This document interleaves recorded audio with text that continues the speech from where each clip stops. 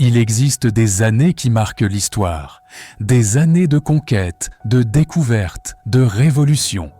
Et puis, il y a l'an 536, une année si sombre, si dévastatrice, que les historiens modernes la décrivent comme la pire année pour être en vie. Ce n'est pas une exagération, ce n'est pas une formule dramatique, c'est un constat scientifique. Car en 536, quelque chose d'incompréhensible se produit. Le soleil cesse de briller normalement. Pendant des mois, la lumière du jour ressemble à celle d'un crépuscule d'hiver. Les populations, incapables d'expliquer ce phénomène, pensent à un signe divin, à une punition, à la fin du monde. Mais derrière cette obscurité se cache un événement naturel d'une violence inouïe. Un événement qui va bouleverser le destin de millions de personnes. Voici l'histoire de l'année où le monde a basculé dans l'ombre. Tout commence par une brume étrange. Pas une brume matinale, pas un brouillard passager. Une brume persistante, épaisse, qui recouvre l'Europe, le Moyen-Orient et l'Asie. Les chroniqueurs de l'époque notent ce phénomène avec inquiétude. Procope de Césarée, historien byzantin, écrit que le soleil rayonnait sans éclat, comme la lune. Cette brume ne dure pas quelques jours, ni quelques semaines, elle dure 18 mois. 18 mois où le monde vit dans une semi-obscurité permanente. 18 mois où les récoltes ne mûrissent plus. 18 mois où les populations prient, paniquent, cherchent des réponses. Personne ne comprend que ce voile céleste n'est que le début d'une catastrophe climatique mondiale. Le soleil est la mesure du temps, de la vie, des saisons. Quand il faiblit, tout vacille. En 536, même à midi, la lumière ressemble à celle d'un soir d'hiver. Les ombres disparaissent, les couleurs s'éteignent, les populations pensent à un signe divin. Mais la science moderne nous offre une explication. La lumière solaire est bloquée par des particules fines, projetées dans la haute atmosphère. Un voile global capable de réduire la luminosité de manière drastique. Le monde entre dans un crépuscule prolongé. Un crépuscule qui va bouleverser l'équilibre fragile des sociétés humaines. Lorsque la lumière du soleil faiblit, la Terre réagit immédiatement. En 536, les températures chutent de manière spectaculaire, entre 2 et 4 degrés en moins selon les régions. Cela peut sembler insignifiant, mais à l'échelle du climat mondial, c'est un effondrement brutal. Les saisons se dérèglent, les hivers deviennent interminables, les étés disparaissent presque. Les populations, déjà inquiètes de la brume, voient maintenant la nature elle-même se retourner contre elles. Les arbres bourgeonnent en retard, les rivières gèlent plus tôt, les animaux migrent de manière chaotique. Ce refroidissement marque le début de la décennie la plus froide des 2 derniers millénaires. Un véritable hiver volcanique, silencieux, implacable, qui va plonger des millions de personnes dans la famine. Pendant des siècles, l'origine de cette obscurité est restée un mystère. Puis, au début du XXIe siècle, les glaciologues découvrent dans les glaces du Groenland une fine couche de particules volcaniques, datée précisément de l'an 536, une signature chimique indiscutable. Elle révèle qu'une éruption volcanique colossale a projeté des millions de tonnes de cendres dans la stratosphère. Assez haut pour qu'elles restent en suspension pendant plus d'1 an, assez dense pour obscurcir le soleil sur tout l'hémisphère nord.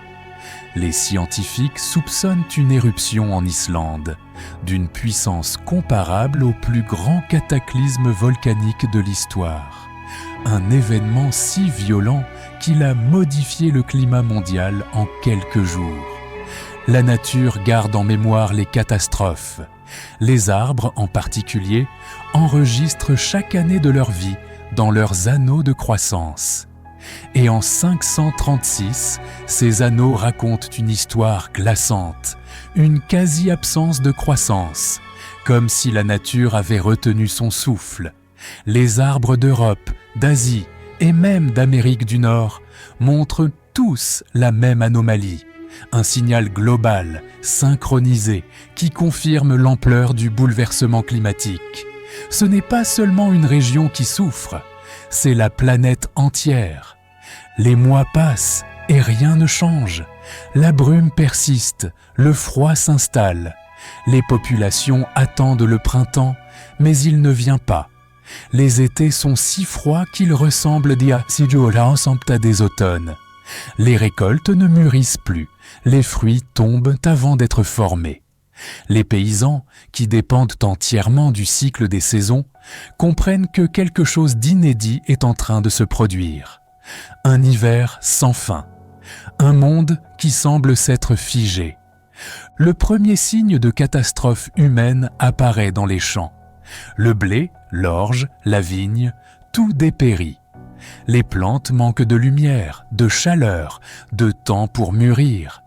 Les récoltes échouent les unes après les autres. Les greniers se vident, les marchés se désertent. Les populations commencent à rationner, à économiser chaque grain, chaque racine. Mais la famine s'installe, lente, inexorable. Et elle ne fera que s'aggraver dans les années suivantes. En Irlande, les annales monastiques rapportent un fait terrifiant. 3 années sans pain. Cette phrase, simple mais glaçante, résume l'ampleur du désastre. Le pain, aliment de base, disparaît. Les populations survivent grâce à des racines, des herbes, parfois des écorces. Les plus pauvres meurent les premiers. Les plus riches ne sont pas épargnés. La famine ne fait aucune distinction. Le bétail, lui aussi, souffre du manque de nourriture. Les pâturages sont gelés, les herbes rares, les réserves insuffisantes. Les vaches, les moutons, les chèvres meurent par milliers. Pour les populations rurales, c'est un désastre absolu. Sans animaux, plus de lait, plus de viande, plus de traction pour les champs. La famine s'intensifie et avec elle, la peur. Face à la faim, des milliers de familles quittent leurs terres. Elles cherchent des régions moins touchées, des villes où trouver du travail, des monastères où obtenir de l'aide. Les routes se remplissent de réfugiés climatiques avant l'heure. Des familles entières marchent pendant des semaines, parfois des mois, dans l'espoir de survivre. Mais partout, la situation est la même. Le monde entier souffre. Les fleuves, artères vitales du commerce, gèlent plus tôt et dégèlent plus tard. Les bateaux restent bloqués.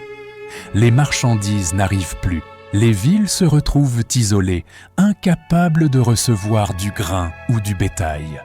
Le commerce international, déjà fragile, s'effondre. Les économies locales s'asphyxient. Après plusieurs années de froid, de famine et de migration, les populations sont affaiblies. Leur corps manque de nutriments. Leur défense immunitaire s'effondre. Les maladies se propagent plus facilement.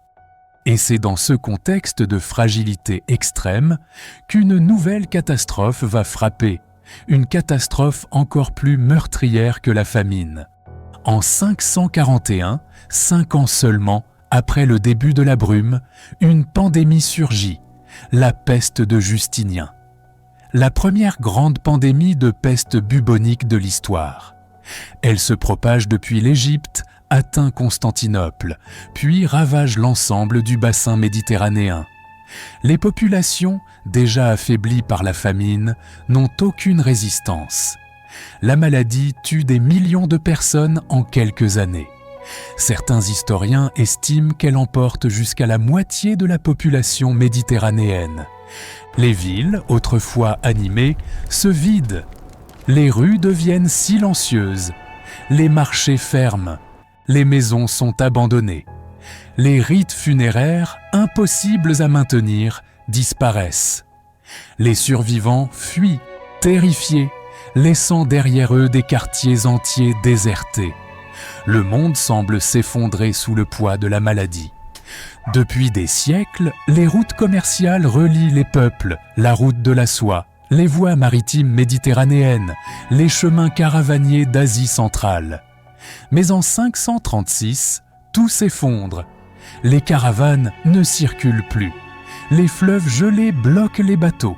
Les ports se vident. Les marchands, autrefois moteurs de l'économie, deviennent des survivants cherchant simplement à atteindre une ville encore vivante. Les échanges entre l'Orient et l'Occident chutent brutalement. Les épices, les tissus, les métaux précieux, tout disparaît des marchés. Les économies locales, déjà fragilisées par la famine, s'écroulent. Le monde se referme sur lui-même, isolé, fragmenté, incapable de s'entraider. Un silence économique s'installe, lourd, inquiétant. Les grandes puissances de l'époque ne sont pas épargnées. L'Empire byzantin, déjà engagé dans des guerres coûteuses, voit ses ressources fondre. Les campagnes militaires sont interrompues. Les soldats manquent de nourriture. Les impôts ne rentrent plus. À l'ouest, les royaumes germaniques sont secoués par des révoltes. En Chine, les chroniques rapportent des neiges estivales, des récoltes perdues, des famines meurtrières. Partout, les dirigeants perdent leur légitimité. Les populations, affamées et terrifiées, se tournent vers la religion, les prophètes, les superstitions. Le monde semble vaciller sur ses fondations. Quand la faim dure trop longtemps, la colère finit par éclater. Dans plusieurs régions d'Europe et d'Asie, des révoltes paysannes surgissent. Les populations accusent les élites de cacher des réserves, de ne pas agir, de les abandonner. Des villages attaquent des convois de grains. Des seigneurs locaux perdent le contrôle de leurs terres. Les tensions ethniques et tribales s'aggravent. La famine ne tue pas seulement par la faim, elle détruit la cohésion sociale, la confiance, l'ordre établi. Les scientifiques modernes ont donné un nom à cette période, le Dark Age Cold Period, un mini-âge glaciaire qui commence en 536 et dure plus d'un siècle. Les glaciers avancent, les hivers deviennent plus longs, les étés restent froids. Ce refroidissement durable transforme profondément les paysages, les cultures, les sociétés. Il faudra plusieurs générations pour que le climat retrouve un semblant de stabilité. Mais pour ceux qui vivent en 536, c'est un âge de ténèbres qui commence. Aujourd'hui encore, les glaces du Groenland conservent la mémoire de cette catastrophe. En forant profondément, les chercheurs découvrent des couches de cendres volcaniques parfaitement datées. Des particules microscopiques, mais porteuses d'un message clair. Quelque chose d'immense s'est produit en 536.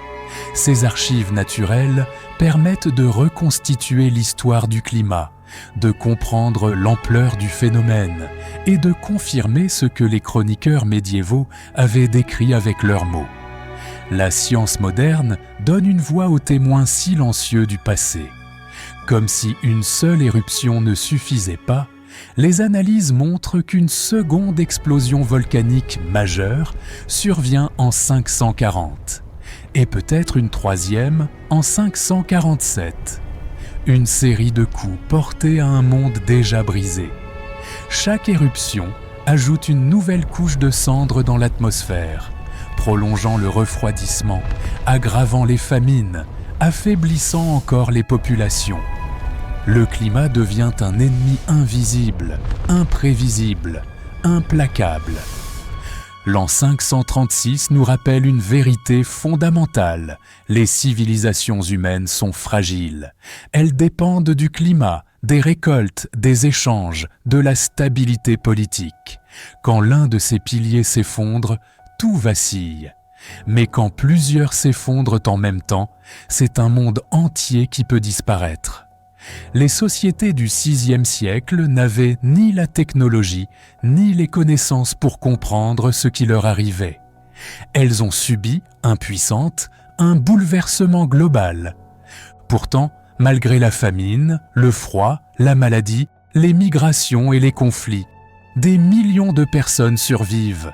Elles s'adaptent, elles changent leur culture, leurs techniques agricoles, leur mode de vie.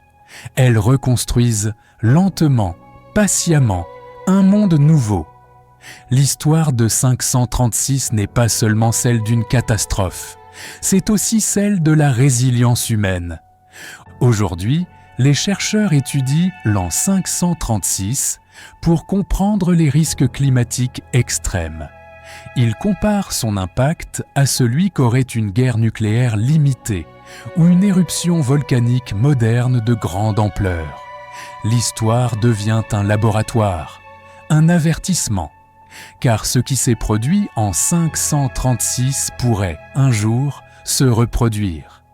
Et cette fois, ce serait un monde beaucoup plus interconnecté, beaucoup plus dépendant, qui serait touché. Les chroniques médiévales parlent d'un monde plongé dans l'ombre, d'un soleil malade, d'un froid qui dévore les récoltes, d'une famine qui dévore les hommes. Ces récits, longtemps considérés comme exagérés, trouvent aujourd'hui une confirmation scientifique. La mémoire humaine et la mémoire de la nature racontent la même histoire. Une histoire de ténèbres, mais aussi de survie. Lentement, au fil des années, la brume disparaît. Le soleil retrouve son éclat, les saisons reprennent leur cours. Mais le monde n'est plus le même. Des millions de vies ont été perdues, des empires ont vacillé, des cultures ont disparu. L'an 536 laisse derrière lui un paysage humain transformé, marqué à jamais. Les conséquences de 536 se font sentir pendant des siècles. La peste de Justinien revient par vagues. Les économies mettent des générations à se relever. Les migrations redessinent la carte de l'Europe et de l'Asie. Les cultures évoluent, influencées par la peur, la foi, la survie. Le monde porte encore les cicatrices de cette décennie maudite. C'est l'historien Michael McCormick de l'université Harvard qui résume le mieux l'importance de cette année. Selon lui, l'an 536 fut la pire année pour être en vie. Une phrase simple mais lourde de sens. Elle rappelle que l'histoire n'est pas seulement faite de batailles et de rois, mais aussi de catastrophes naturelles capables de changer le destin de l'humanité. L'an 536 nous enseigne que notre monde est fragile, que le climat peut changer brutalement, que les sociétés humaines, même puissantes, peuvent vaciller. Mais il nous enseigne aussi la résilience, l'adaptation, la capacité de survivre. Comprendre 536, c'est comprendre notre propre vulnérabilité et notre propre force. L'an 536 n'est pas seulement une date dans un livre d'histoire, c'est un avertissement venu du passé. Un rappel que la nature peut, en un instant, bouleverser le monde. Un rappel que les civilisations ne sont jamais à l'abri. Mais c'est aussi une histoire de survie, de courage, d'adaptation. Une histoire qui nous invite à regarder notre monde avec humilité et à nous préparer à l'imprévisible. Car si l'histoire se répète, alors comprendre 536, c'est peut-être comprendre notre avenir. Merci d'avoir voyagé avec moi dans cette année oubliée. Si vous voulez d'autres récits immersifs comme celui-ci, abonnez-vous et partagez vos idées en commentaire. Votre soutien permet à ces histoires de continuer à vivre.